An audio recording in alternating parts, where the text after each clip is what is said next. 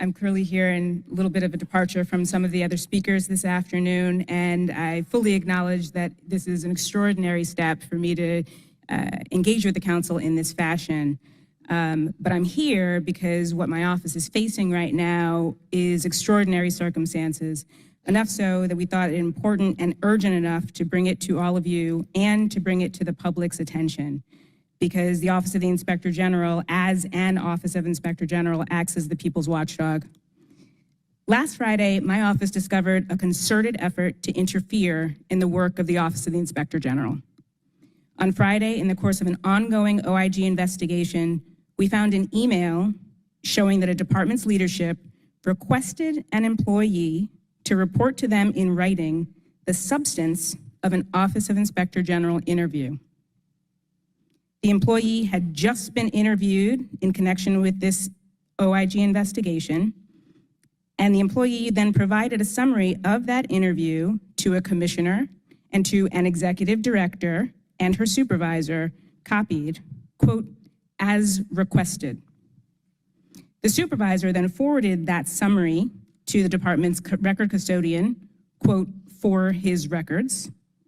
And then that record custodian then forwarded that summary and the chain again to the department commissioner.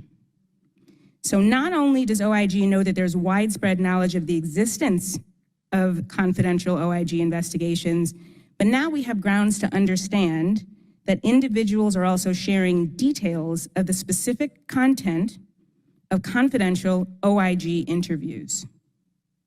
To state the obvious, this means that OIG investigations are now compromised. But let me make it clearer. By requesting that an employee report on her interactions with the Office of the Inspector General, that department leadership intentionally compromised OIG's work. But there's more. In that employee's summary, the employee noted that she was requested to provide an email during the interview. So one of the OIG investigators requested an email in connection with the investigation that would have been pertinent to the investigation. And that employee did in fact provide it. But the summary that she prepared for department leadership goes on to note that following that interview, the executive director asked the employee to have that email recalled, in an attempt to then keep that from the Office of the Inspector General. The email in question was correspondence providing background information. It was neither privileged nor confidential. By law, that's the only limitation to the provision of immediate access to city records for the Office of the Inspector General. So the retraction of that information provided to OIG is a violation of the charter.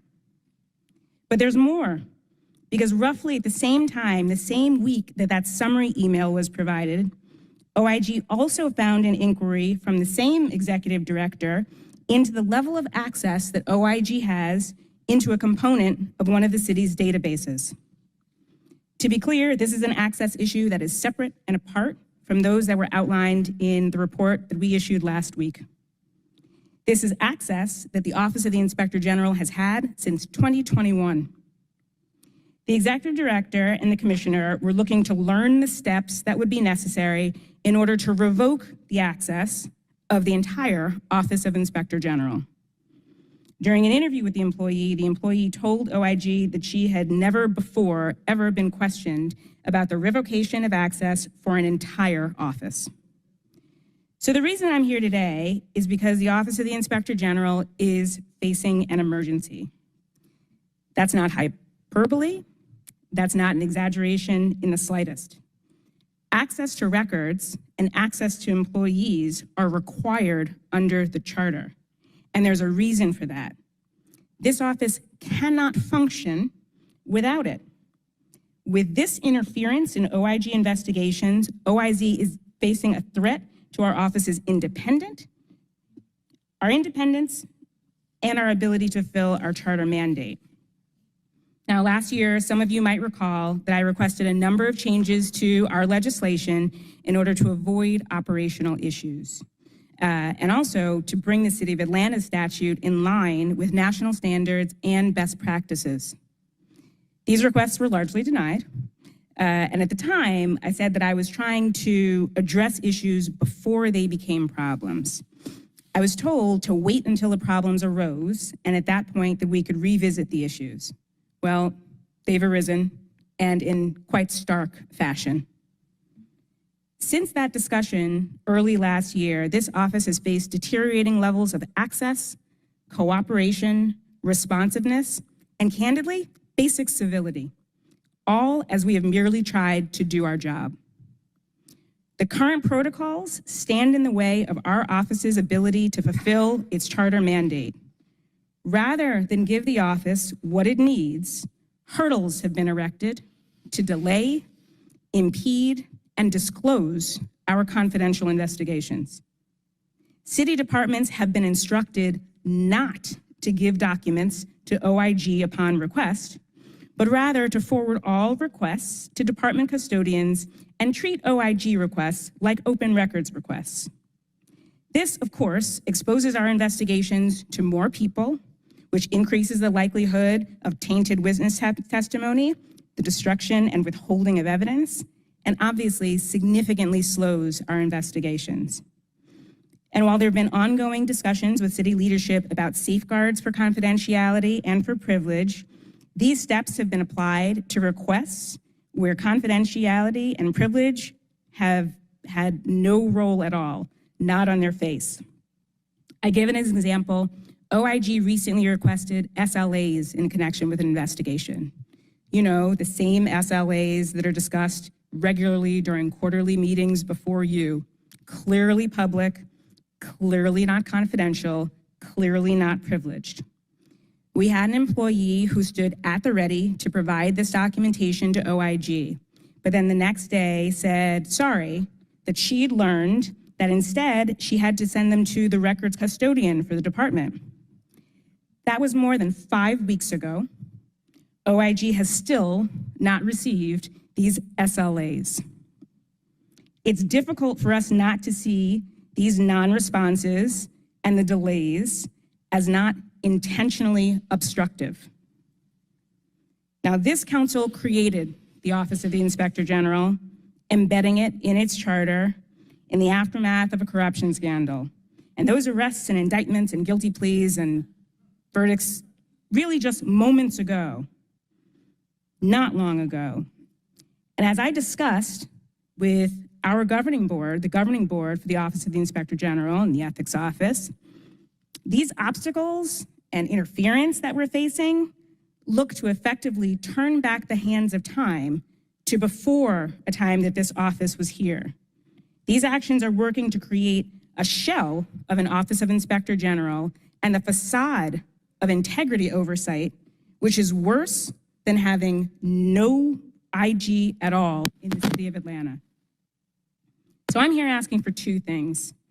First, I'm requesting the opportunity to speak with the council in executive session to discuss the personnel matters that are associated with this issue. But second, I'm requesting that the council, through FEC and the Committee on Council, revisit our OIG legislation so that we can together ensure that no one can impede the charter-based work of the Office of the Inspector General. Thank you. Thank you.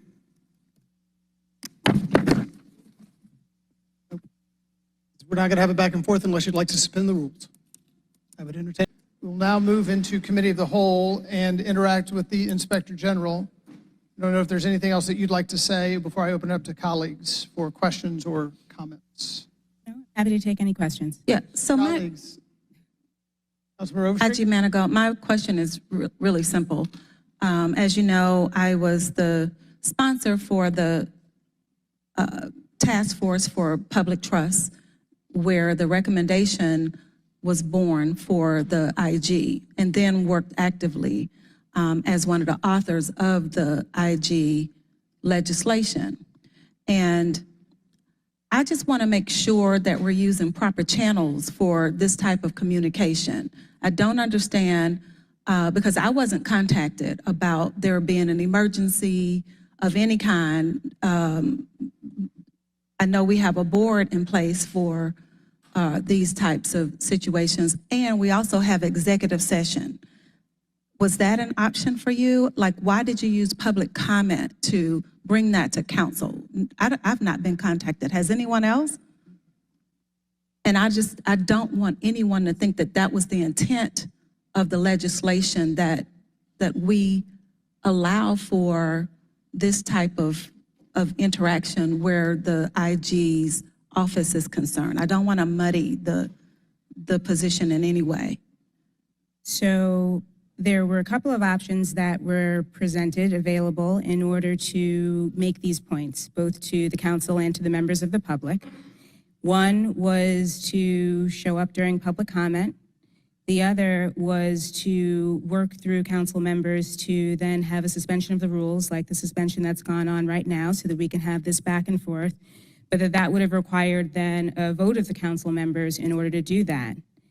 Now, based on the experience that I've had in the last several months, frankly, I didn't know that if I pursued that vote, that the matter would even get voted through so that I could have this opportunity. So that was absolutely something that I'd considered. In terms of executive session, there are only limited reasons to have executive session, right? To have this exemption of the Open Meetings Act in order to have executive session.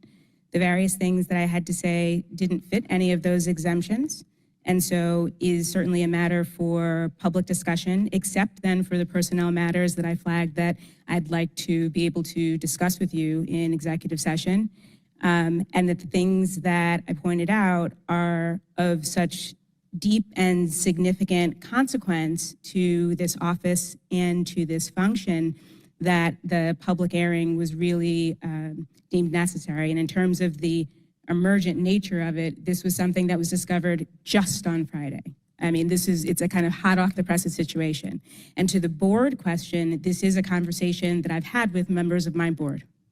Okay, so the reason I really wanted to address this right here and now is because I just want to make sure that this is not the option going forward, for sure.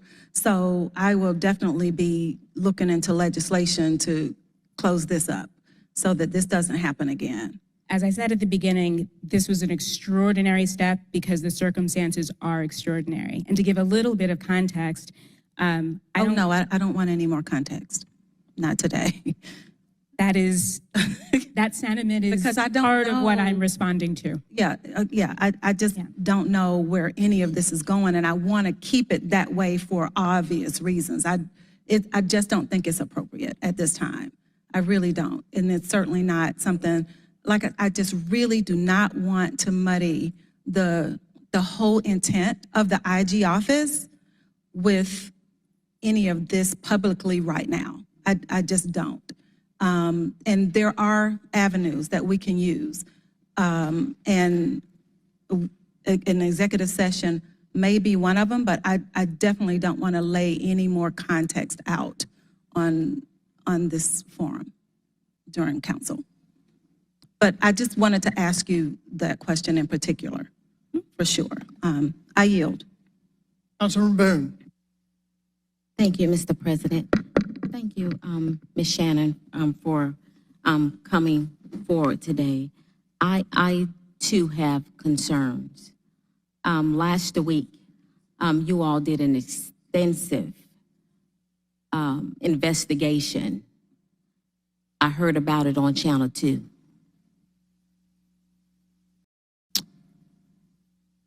As the governing body of the city, I think that we should have been given the report before we saw it on Channel 2, Channel 5, and Channel 11, and other places. May I respond? Let me finish. I've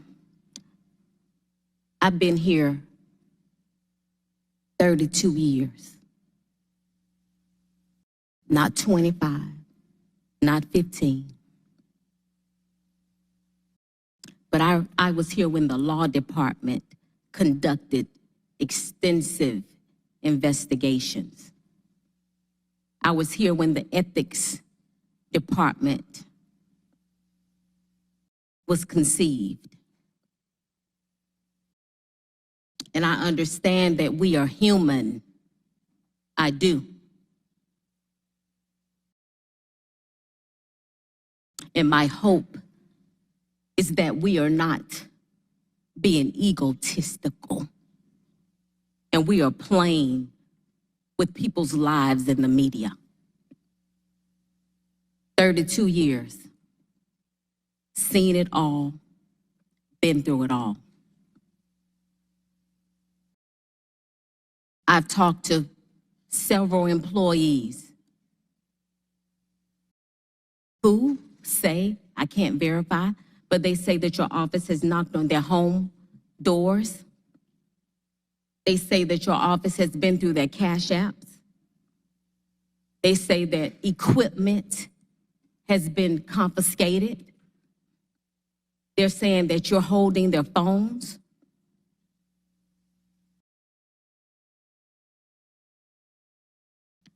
And I want to say this. There's something called the FBI. If you think that people are doing illegal activity, we do need a work session on this. This is very serious.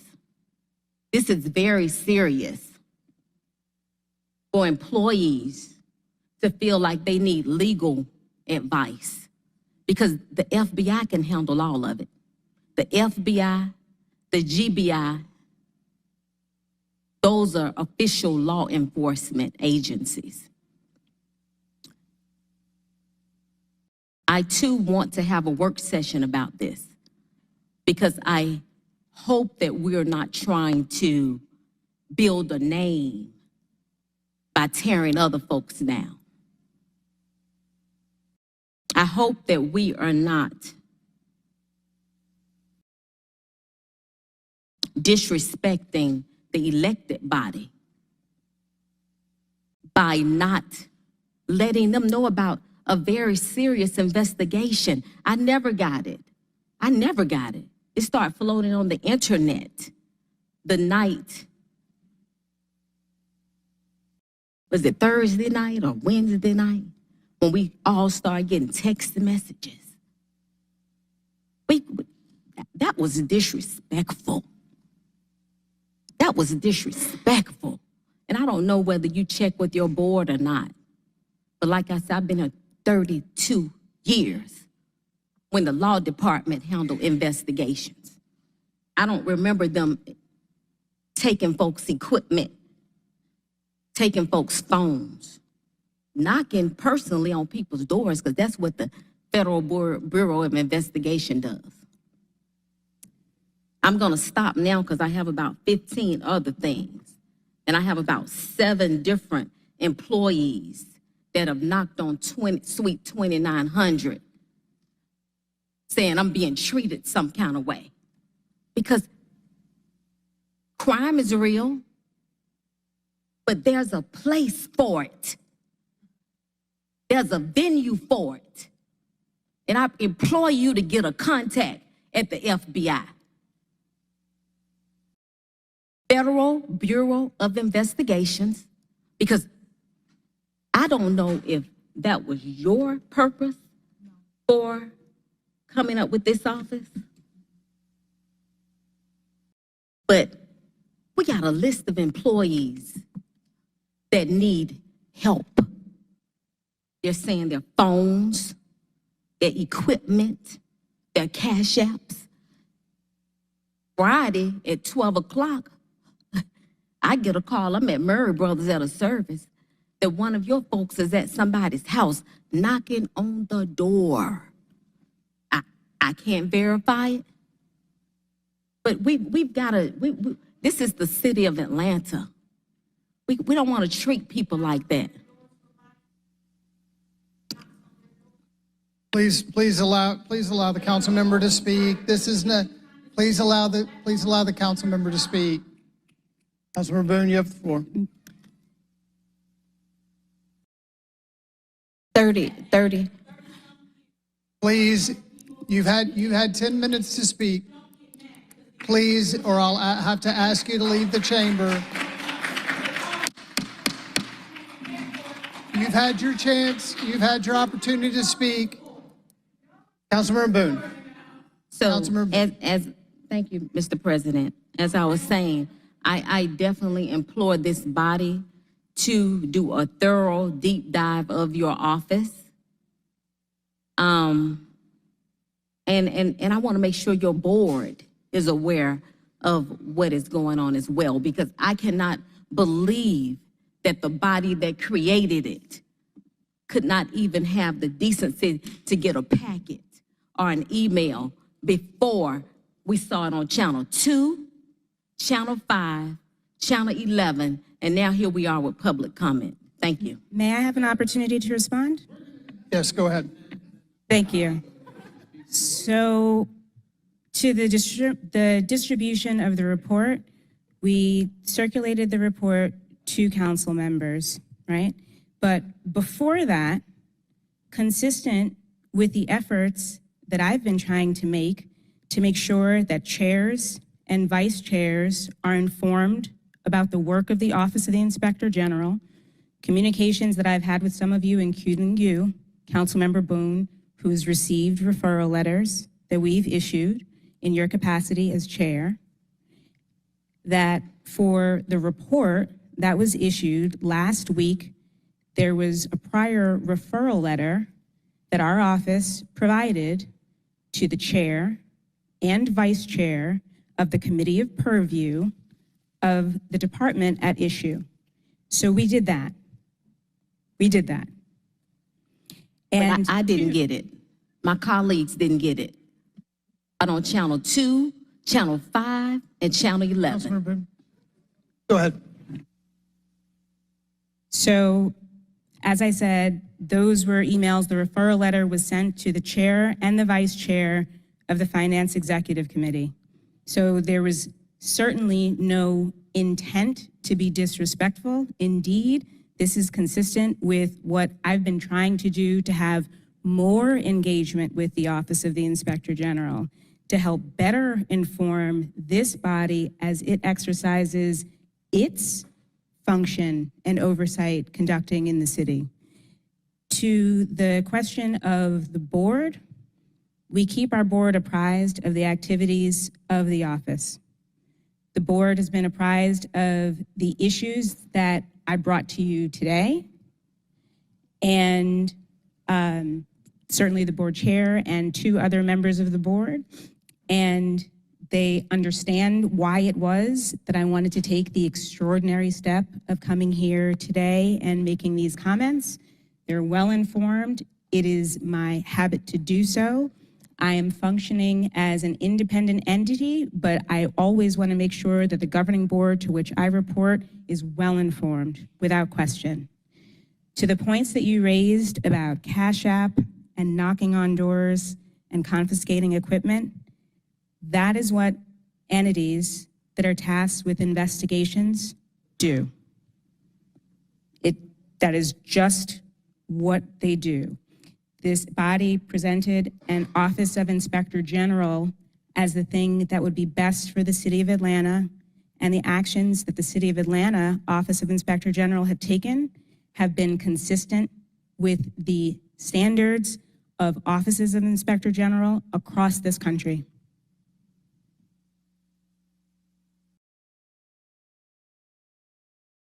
Councilmember Lewis. And I want to say I thank you for coming down here and telling us this.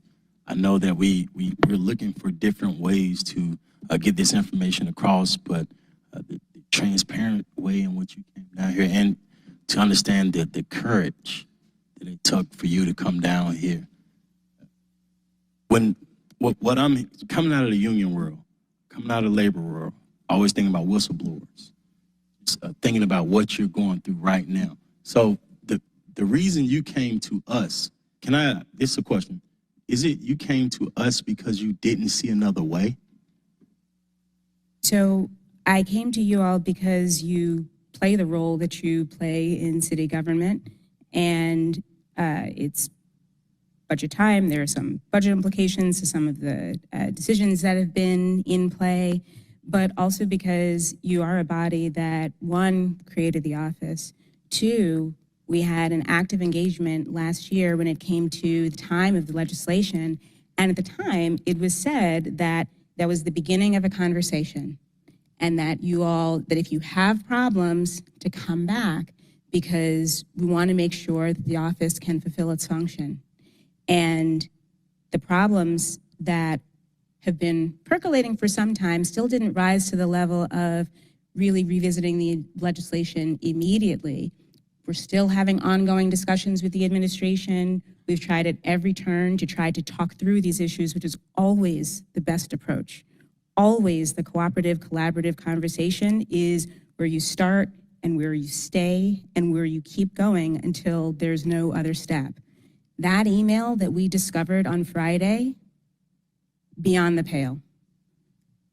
So, President, I hope we can go into an executive session and talk about that in particular, but for her to come here, that I know is real serious, because the courage that it took. And I want to say I'm praying for you, for your courage that it took for you to come down here and stand in front of us and put this on TV. I know we don't want to talk about the other part of the business on TV, but I think that this body is supposed to step in right now. Thank you. Thank you. Councilmember Lewis, I'm not sure that the items discussed today would fall under an executive session. That's a question for law. So if you would like to ask that question of law, you can feel free. That's a question that, can you, if law heard that question from myself and President Shipman, can you please answer? The question is whether or not the issues that were discussed today by the Inspector General would fall under the purview of allowance for an executive session. And we welcome our new city attorney to answer the question. And Mr. President, I just want to let you know that the topics that she discussed today are not ones for executive session. She does have a topic that we have requested, or she requested after our suggestion that it get discussed, if at all, in executive session. And the other issues that you asked Councilman Lewis, there were numerous other options rather than coming to public comment. Going to the committee that oversees it, going to her board, asking her board to intercede on her behalf. So there were several different options rather than coming here with a non-urgency matter. And thank you to Law. I think that the reason she came here, because she knows that we're three different branches of government here in the city of Atlanta. And she came to, as a private entity, separate entity, she came to express her views to the other other governing body. And so I want to make sure my colleagues are fully aware of why and the courage that it took for her to come here. Councilmember Boone. Yes, I will be brief, but this is the second large investigation that has been sent to Channel 2, Channel 5, and 11 before we had a chance to even look at it. I don't agree with that.